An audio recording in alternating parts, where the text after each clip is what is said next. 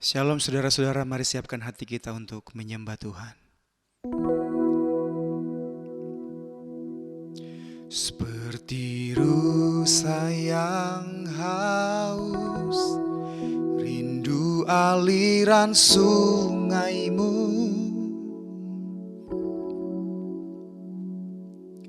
Hatiku tak tahan menunggumu.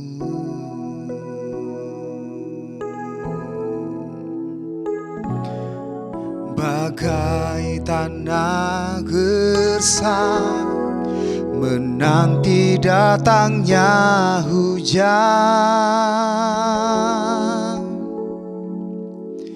begitupun jiwaku, Tuhan. Hanya Engkau pribadi yang mengenal hatiku, tiada yang tersembunyi bagimu. Seluruh isi hatiku Kau tahu, dan bawaku untuk lebih dekat lagi padamu, tinggal dalam indahnya dekapan kasih-Mu.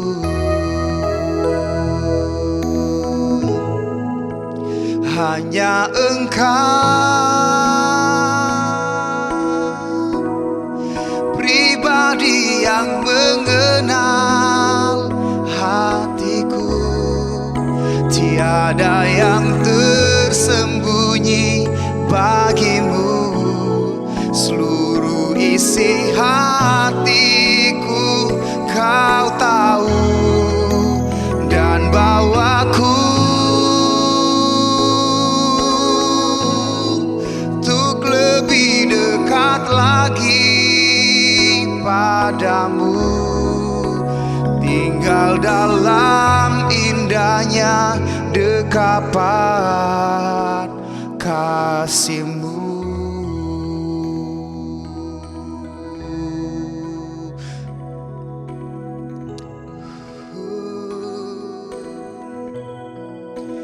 Kau ku sembah, Kau ku sembah, Kau ku sembah, oh Tuhan. Kau ku sembah,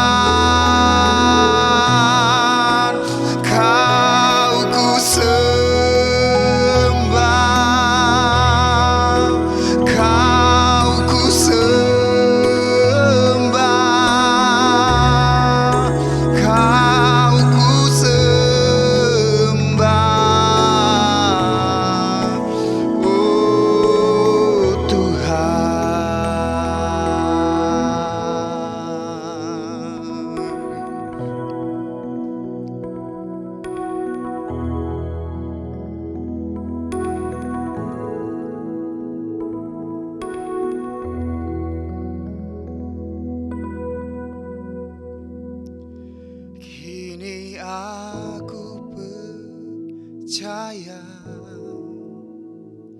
tiada yang mustahil bagimu. Kuasamu kuatkanku, dasarku berharap. Kini aku berserah pada rancanganmu bagiku. Ku ikuti panggilanmu, ku kan setia sampai akhir hidupku.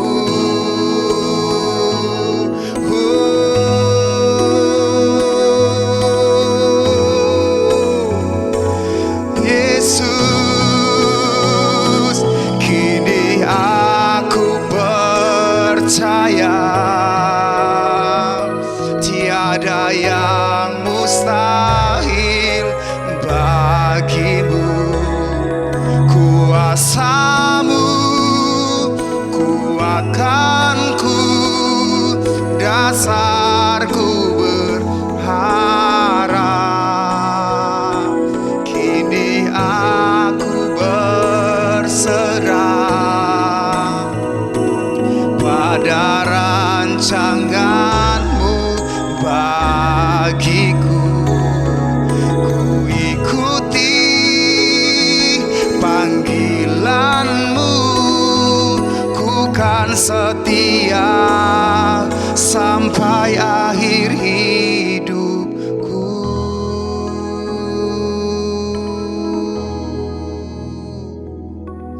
Bersamamu Bapa,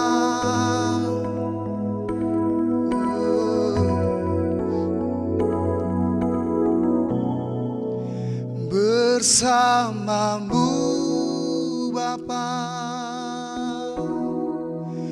ku lewati semua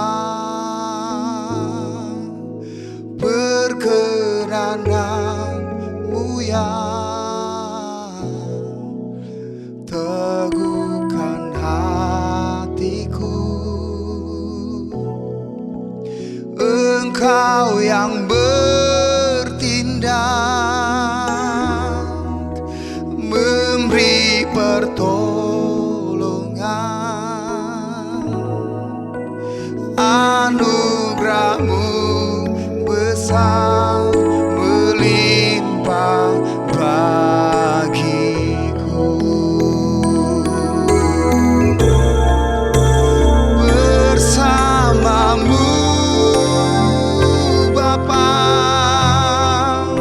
ku lewati semua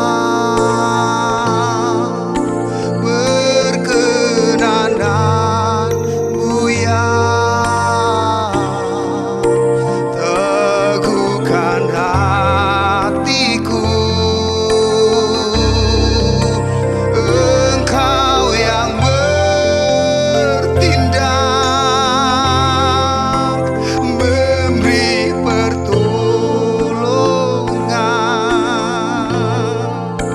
Anugerahmu besar melimpah bagiku.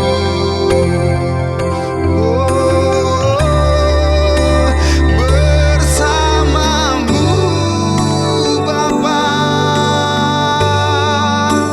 ku lewati semua perkenananmu yang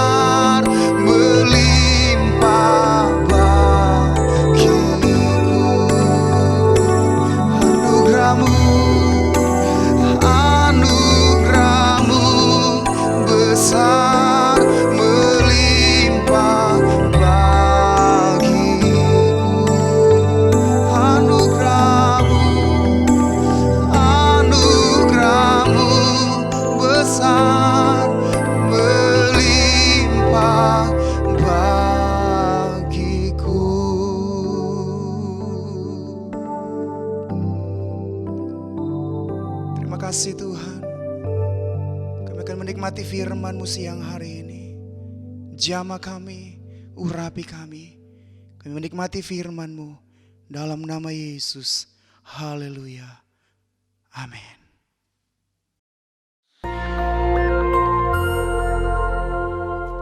Shalom. Pada kesempatan ini kita akan membahas nabi dan nubuatan dalam gereja zaman now. Banyak orang bertanya, apakah masih ada nabi di zaman sekarang? Dan apakah Tuhan masih berbicara kepada manusia sampai sekarang? Jika iya, berarti Alkitab masih harus ditambah dengan nubuatan para nabi zaman sekarang. Karena Alkitab perkataan Tuhan. Apakah benar begitu? Mengapa insan Pentakosta mengklaim bahwa manusia masih dapat mendengar suara Tuhan sampai sekarang? Bahkan mendorong orang percaya untuk mengusahakan agar dapat memiliki karunia bernubuat. Apakah ini Alkitabiah? Mari kita melihat apa yang Alkitab katakan mengenai hal ini. Di dalam Perjanjian Lama, Tuhan mengangkat para nabi sebagai saluran untuk menyampaikan pesan-pesannya kepada umat Allah. Mendengar apa yang disampaikan para nabi sama artinya dengan mendengar perkataan Allah sendiri.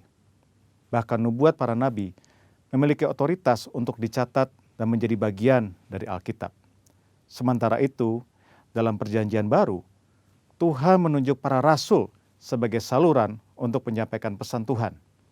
Dan seperti nabi-nabi dalam Perjanjian Lama, apa yang mereka sampaikan memiliki otoritas untuk dicatat dan menjadi bagian dari Alkitab. Rasul Petrus menulis, supaya kamu mengingat akan perkataan yang dahulu telah diucapkan oleh nabi-nabi kudus, dan mengingat akan perintah Tuhan dan juru selamat yang telah disampaikan oleh rasul-rasul kepadamu. Dari sini kita dapat menarik kesimpulan, para rasul dalam gereja mula-mula setara dengan para nabi dalam Perjanjian Lama. Apa yang mereka sampaikan melalui inspirasi Roh Kudus memiliki otoritas sebagai firman Tuhan. Namun, selain para rasul, Alkitab Perjanjian Baru mencatat bahwa di dalam gereja juga ada orang-orang yang memiliki karunia sebagai nabi.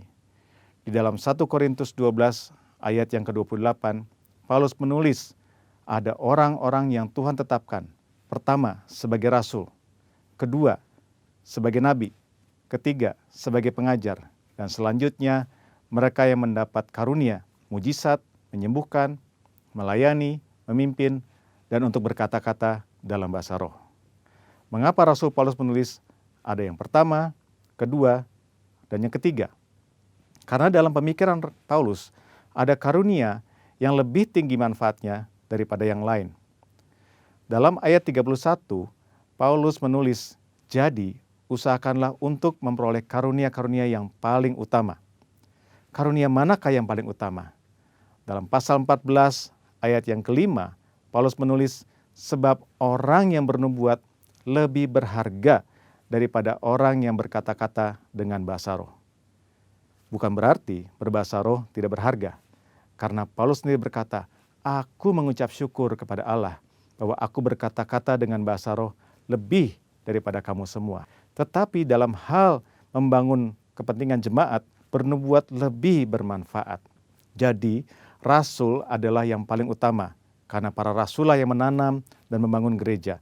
Mereka yang meletakkan dasar pengajaran dan perkataan mereka memiliki otoritas sebagai firman Tuhan. Setelah itu baru nabi, pengajar, dan karunia-karunia lainnya. Karunia bernubuat yang dimiliki para nabi dalam gereja zaman now tidak memiliki otoritas yang setara dengan para rasul. Hal ini terlihat ketika dengan tegas Paulus berkata bahwa para nabi harus tunduk kepada dia sebagai rasul yang memiliki otoritas menyampaikan perintah Tuhan. Jika ditarik dalam konteks zaman sekarang, para rasul murid-murid Yesus sudah tidak ada. Tetapi sekarang kita memiliki Alkitab yang sudah lengkap lewat tulisan para rasul. Oleh karena itu, nubuatan dari para nabi zaman now harus tunduk kepada otoritas Alkitab. Paulus berpesan kepada jemaat di Tesalonika untuk menguji nubuat-nubuat dari para nabi dalam gereja. Janganlah padamkan roh, dan janganlah anggap rendah nubuat-nubuat. Ujilah segala sesuatu dan peganglah yang baik. Kata menguji atau menanggapi memiliki pengertian seperti orang yang memilah-milah, membedakan atau menilai. Standar apa yang digunakan? Firman Tuhan. Lalu, jika nubuatan seorang nabi tidak lolos uji, apa konsekuensinya? Dalam Perjanjian Lama, nubuatan para nabi memiliki otoritas setara dengan perkataan Tuhan sendiri. Jadi, jika ada nabi yang memberikan nubuatan palsu, akan mendapatkan konsekuensi yang berat. Namun, hal ini sama sekali tidak terlihat dalam petunjuk Paulus mengenai pelaksanaan nubuatan. Mengapa? Hal ini jelas karena bagi Paulus, nubuatan para nabi zaman now tidak memiliki otoritas yang sama dengan nubuatan nabi dalam Perjanjian Lama. Nubuatan nabi Perjanjian Baru sangat berharga, namun terbatas. Nubuatan nabi-nabi Perjanjian Baru tidak setara dengan firman Tuhan. Oleh karena itu harus selalu diuji oleh seluruh jemaat, terutama para pemimpin gereja. Namun jika nubuatan nabi-nabi Perjanjian Baru tidak sempurna, lalu buat apa bernubuat? Paulus dengan jelas mengajarkan, kejarlah kasih itu dan usahakanlah dirimu memperoleh karunia-karunia roh, terutama karunia untuk bernubuat. Kenyataan bahwa nubuatan yang disampaikan oleh para nabi Perjanjian Baru sifatnya tidak sempurna, tidak lengkap, tidak memiliki otoritas yang sama dengan Alkitab, tidak membuat orang percaya berhenti untuk mengusahakan memperoleh karunia-karunia bernubuat. Orang percaya harus mengusahakan untuk memperoleh karunia-karunia roh, terutama bernubuat, karena itu adalah perintah Allah. Tuhan bisa memakai saudara untuk menjadi berkat kepada umat Tuhan dengan menyampaikan apa yang Roh Kudus nyatakan kepada saudara. Tuhan Yesus memberkati. Maranatha. Shalom, jemaat Tuhan yang saya kasihi, GBI Juanda 321, GB Delta Mas, GB Dulos di Cirebon, Cibubur, Ciledug, bahkan sampai di NTT. Salam dari saya dan Ibu Gembala. Jemaat Tuhan, pagi hari ini saya ingin mengajak kita bersama-sama belajar firman Tuhan tentang sebuah karakter unggulan, terutama di masa-masa susah, di masa-masa sulit. Tema khotbah saya pagi hari ini adalah pantang menyerah di saat sulit. Kita ambil dari Injil Matius pasal yang 15, ayat yang ke-21 sampai ke-28. Judul perikop ini adalah perempuan Kanaan yang percaya. Tujuan apa yang ingin saya sampaikan dari pesan firman ini? Lewat perikop ini, kita akan belajar ada satu karakter yang Tuhan kehendaki, yang Tuhan sukai untuk dimiliki oleh orang-orang percaya, yaitu karakter pantang menyerah. Karakter ini juga merupakan salah satu karakter Kristus. Karakter pantang menyerah di saat-saat sulit adalah kunci bagi orang percaya untuk tetap bisa hidup dengan penuh kemenangan. Berjuanglah dengan teguh sampai kita memperoleh dari Tuhan apa yang kita doakan, apa yang kita imani. Inilah karakter Kristus. Perihal tentang orang yang pantang menyerah, ada sebuah cerita pada sejak tahun 1910,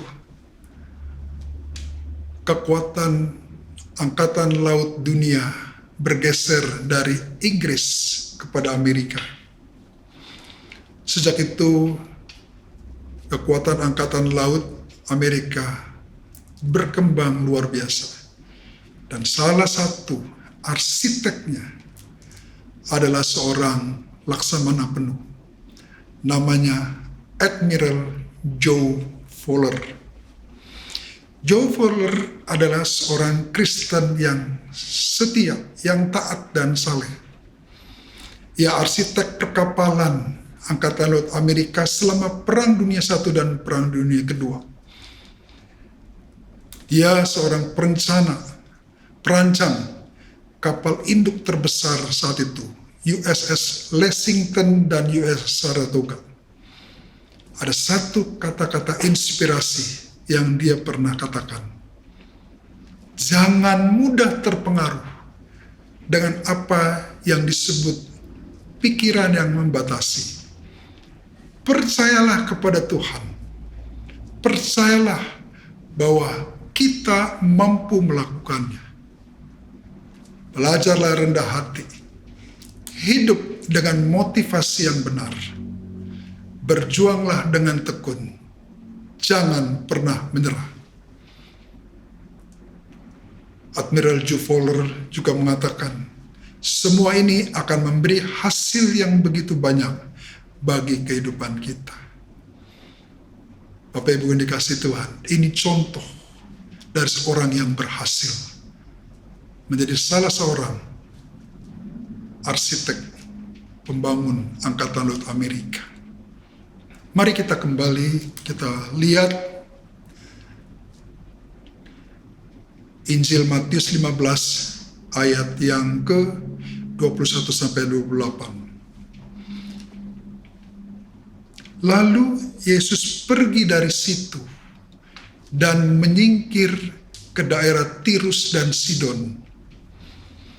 Maka datanglah seorang perempuan Kanaan dari daerah itu dan berseru, "Kasihanilah aku, ya Tuhan, anak Daud, karena anakku perempuan kerasukan setan dan sangat menderita." Tetapi Yesus sama sekali tidak menjawabnya. Bapak Ibu yang dikasihi Tuhan, bagaimana kalau itu terjadi di dalam kehidupan saudara dan saya? Hari ini, dari perikop ini, ada tiga ciri orang yang pantang menyerah. Ciri yang pertama adalah selalu mencoba lagi, dan mencoba lagi. Ini ciri orang yang pantang menyerah. Saudara, kita bisa lihat perempuan Kanaan ini. Mereka datang dengan sebuah kebutuhan yang besar. Di masa-masa sulitnya, anaknya sangat menderita karena kerasukan setan. Dia berseru kepada Tuhan, tapi Tuhan Yesus diam. Bagaimana responnya? Apakah dia diam? Apakah dia mundur? Alkitab berkata, dia berteriak lagi, dia berseru lagi, dia mencoba lagi berseru, "Kasihanilah aku, ya Tuhan, anak Daud." Mungkin Yesus diam, tapi dia mencoba lagi. Sampai pada akhirnya murid-muridnya berkata, "Suruhlah ia pergi." Ia mengikuti kita dengan berteriak-teriak. Jawab Tuhan Yesus, "Aku diutus hanya kepada domba-domba yang hilang dari umat Israel." Tetapi perempuan itu mendekat dan menyembah dia sambil berkata, "Tuhan, tolong aku. Tuhan, tolong aku."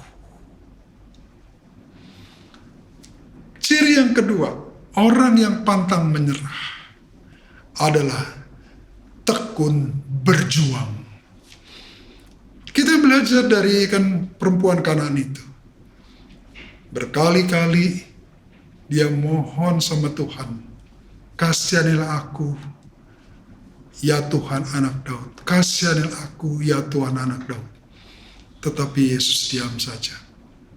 Bahkan mau diusir oleh murid-muridnya. Bahkan Yesus berkata, aku hanya diutus untuk domba-domba Israel. Artinya, aku hanya datang menyembuhkan orang-orang Israel. Kamu bukan orang Israel. Tapi bagaimana perempuan Kanaan itu? Perempuan Kanaan itu tekun berjuang. Terus berjuang. Dia datangi Yesus dan menyembah sambil berkata, Tuhan, tolong aku. Tolong aku. Tetapi Yesus menjawab, tidak patut mengambil roti yang disediakan bagi anak-anak dan melemparnya kepada anjing. Saudara bisa bayangkan, memang pada saat itu, orang Israel merasa bangsa pilihan. Orang-orang Kanaan adalah bangsa kafir. Bukan warga negara kerajaan Allah. Itu sebabnya perempuan itu menjawab, benar ya Tuhan, meskipun saya anjing, meskipun saya bangsa Kanaan yang kafir, tidak layak, tapi saya pun mau makan remah-remah yang jatuh dari meja Tuhannya. Saudara, ciri yang ketiga adalah fokus kepada tujuan. Orang yang pantang menyerah, fokus kepada tujuan. Saudara, pada akhirnya kita bisa melihat, maka Tuhan Yesus menjawab dan berkata kepadanya, hai ibu, besar imanmu, maka jadilah kepadamu seperti yang kau kehendaki. Dan seketika itu juga sembuh anaknya. Saudara-saudara jemaat Tuhan yang saya kasihi, kita belajar dari perikop Injil pagi hari ini. Bagaimana seorang perempuan Kanaan yang memiliki kesusahan, anaknya sakit, tapi berjuang, pantang menyerah di saat-saat yang sulit. Anaknya sedang sakit kerasukan setan. Kita belajar dari firman Tuhan pagi hari ini.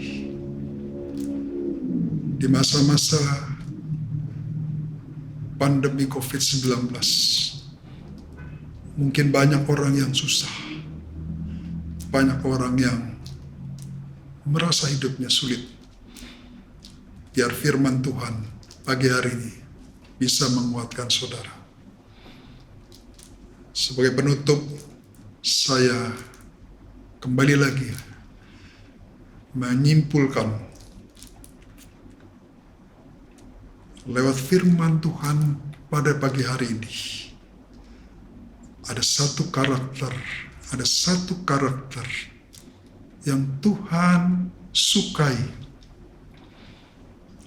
Itu bukan hanya dimiliki oleh orang-orang di luar sana, tapi terlebih-lebih dimiliki oleh orang-orang percaya, saudara dan saya, yaitu karakter pantang menyerah. Janganlah mudah menyerah, sebab pantang menyerah adalah salah satu kunci keberhasilan orang. Orang yang pantang menyerah, orang yang terus berjuang sampai garis finish, sampai apa yang dia cita-citakan, apa yang dia doakan itu Tuhan berikan. Jadilah orang yang pantang menyerah. Milikilah karakter Kristus ini. Berusahalah. Coba lagi. Jangan menyerah. Tekun berjuang sampai garis finish. Dan tetap menjaga fokus pada tujuan. Semoga firman Tuhan pada pagi hari ini bisa memberkati Bapak Ibu semua. Mari kita tundukkan kepala.